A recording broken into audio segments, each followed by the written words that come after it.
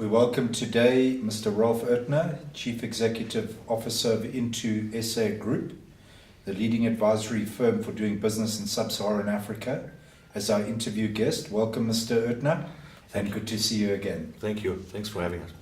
I'd like to start off with thanking you for coming in on this winter day in Pretoria, which is great weather by other standards around the world. Start off with this question. Mr. Ertner, your group has decided to open its latest office in Africa, in Harare, Zimbabwe. What motivated this decision? Thanks for having me and for kickstarting it with this question. Into SA has brought over the last 2 decades more than $700 million in investments into sub-Saharan Africa and created more than 2,500 jobs. Amongst this, nothing in Zimbabwe. The reason for it may be obvious, that the political circumstances and the legal framework were not really conducive to our type of large and medium scale investors in order to engage at these times in Zimbabwe. At these times it was more interesting or more challenging to look at the boom in East Africa. Investments went into Tanzania, Mozambique, and even Rwanda. And only when the change basically came in Zimbabwe, and with a leading party, the ZANU-PF, bringing up another successor to Mr. Mugabe in the form of Emmerson Mnangagwa, the question was, it seems like change. But change, the proof is in the pudding, and the first 100 days will show. Okay, and tell me, those 100 days are over now. So what can be said about the new Zimbabwe post-dispensation? We were quite surprised, finding a very eloquent new president, who's often dubbed his name is Emmerson Mnangagwa, also referred to sometimes as ED or the crocodile, based on his past. And although a lot of people say, he's not really the elected leader of Zimbabwe because he's just succeeding, on Dr. Mugabe after, he basically stepped down from office and resigned. We saw a perfect statesman presenting himself and the country and his vision in Davos at the meeting of the World Economic Forum. And what he stated there in front of the world and addressing the abolishment of the indigenization laws, the laws that ultimately led to a lot of companies leaving Zimbabwe, the land grabs that made the press, the exodus of the white farmers and mining owners, down to the point, that he wanted to wants to introduce the Zim dollar again and replacing the US dollar, who is governing the economy today, before the elections that are roughly planned for July 2018, gave hope and gave a picture of a statesman that had a clear vision and a way forward for his country. And when we're looking now at what has happened after these first 100 days, with not only his speech, but that he's actually following through with it. We saw very recently the release of the Finance Act, who indeed almost completely abolishes the indigenization laws and leaves it for a very narrow part of the mining sector in space. We look at a political and legal landscape that changed from toxic to more promising. So this is the result of the first 100 days. And was that when you decided on your group's presence in Harare? Almost. I think it was when we went to Harare and went into meetings with the Zimbabwean Investment Authority foremost, and analyzed their readiness, or found their readiness to receive investors, well prepared, with the ability to present the new legal landscape and the new possibilities. But even more so when we found a very approachable government. We met with the key ministers, members of cabinet, in order to discuss the needs and the plans and the visions for Zimbabwe, and found, surprisingly, a dynamic group of ministers, some of them old, some of them different portfolios, some of them new and formerly in exile, but all of them shared one impression of rolling their sleeves up into hands on tackling to bring basically a new dynamic into the country and to convince the investors. And that reminded us of our experience when we went first to Rwanda in 2016 and met with the Rwanda Development Board, the counterpart of the ZIA in Kigali, and also with the ministers there. The same readiness, the same eagerness, that promised, an active engagement, an active cooperation and communication for our clients, to come and engage in Zimbabwe. And if the vision of the cabinet, is equal with the vision of our investors, that swung us to, let's say, open shop in Harare. Okay, quite unexpected but impressive to listen to those developments. Thank you for sharing it with us. One last question. What can we expect from Into SA now being actively involved on the ground in Zimbabwe? We do what we do best and what we've done for more than 2 decades. We, of course, have our primary objective is to service our clients. But, of course, servicing our clients in an environment where that offers so many opportunities, we are more happy to engage with our eAfrica platform and to involve of our clients, in all the necessary projects coming up. That doesn't only involve our large-scale investors that are looking at the bigger infrastructure projects, like the extension and renovation of the railway line. The road network is in a disastrous state and needs to be redone. Traffic guidance issues.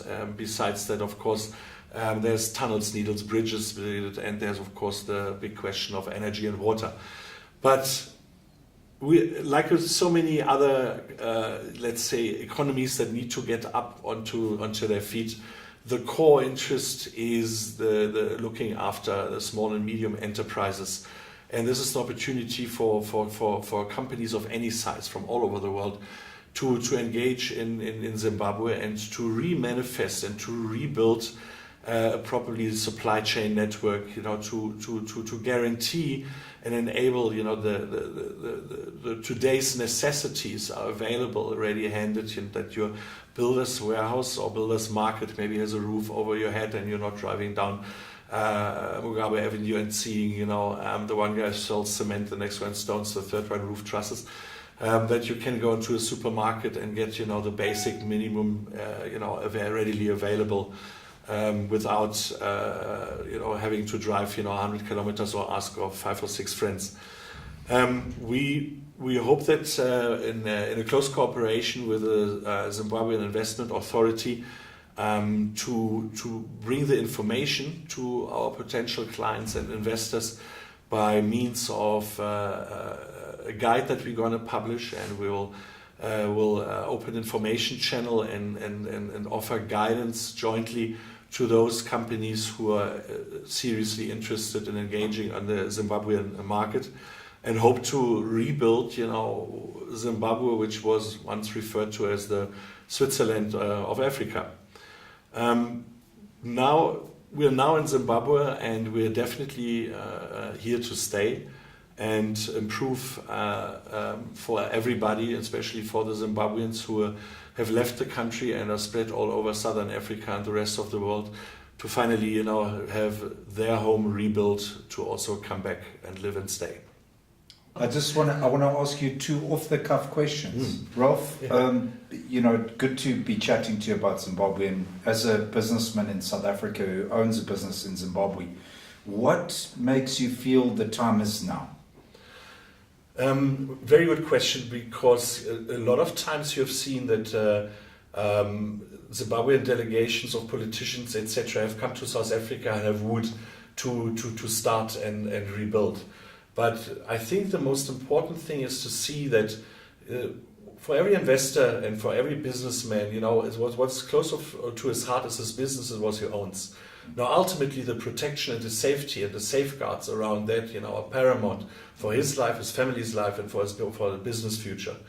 Now, with the previous laws, especially the indigenization laws pre the Finance Act, and with the uncontrollable land grabs and with a kind of almost cliquey government of assets and rules and regulation, and with a uncalculable police force and a law that's not really present, I would have had my difficulties convincing any serious businessman of putting his eggs into this basket. Now, with Mnangagwa's vision in Davos and actually doing exactly what he said now is for me enough proof to say it's worth the bet and it's worth the wait. So have some of these laws that were restrictive and policies that were restrictive been changed? Have there been, you've been explaining the technical part of it, but just for readers and listeners, have the changes actually been made? Have tangible changes been made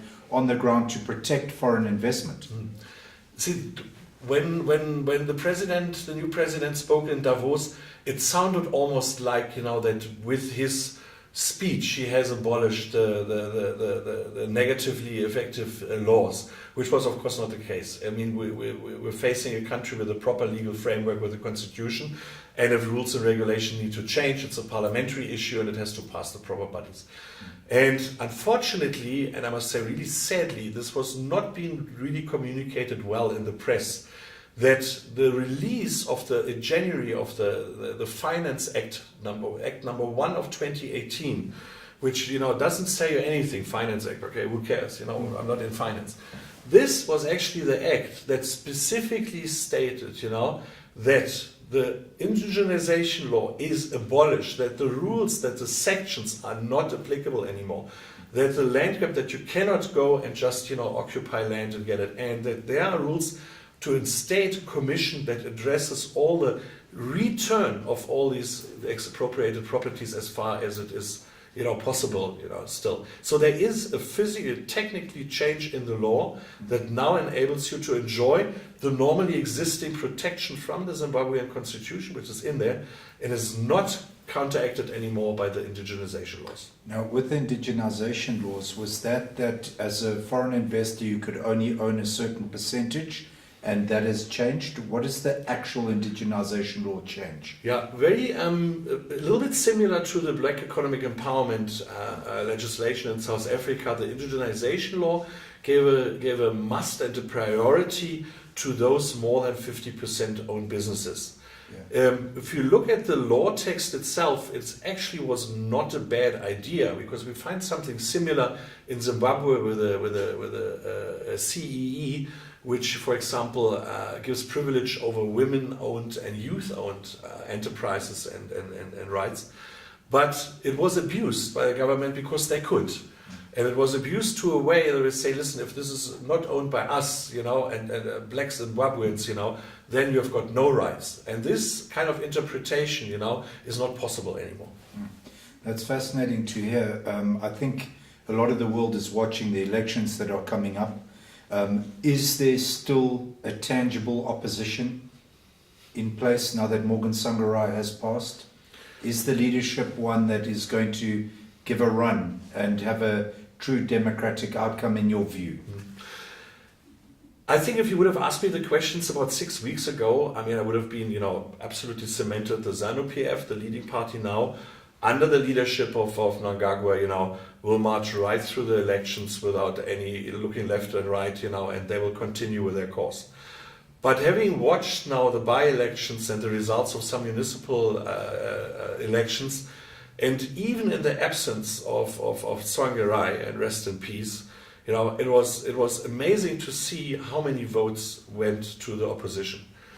And I think this is something to view at with a smile on the face, because I personally think no matter whether the ZANU-PF makes it, again through the next elections, or whether there's the wind of change and they might go into a grand coalition like we find it these days in Germany, or even the opposition will go and take control. in any event, I think the intents in the moment of all parties from all directions are the same on focusing of equalizing what has been gone wrong in the past and of rebuilding what was once the Switzerland of Africa. Well, thank you very much, Mr. Ertner, and good luck with your future endeavors in Zimbabwe. Thank you very much.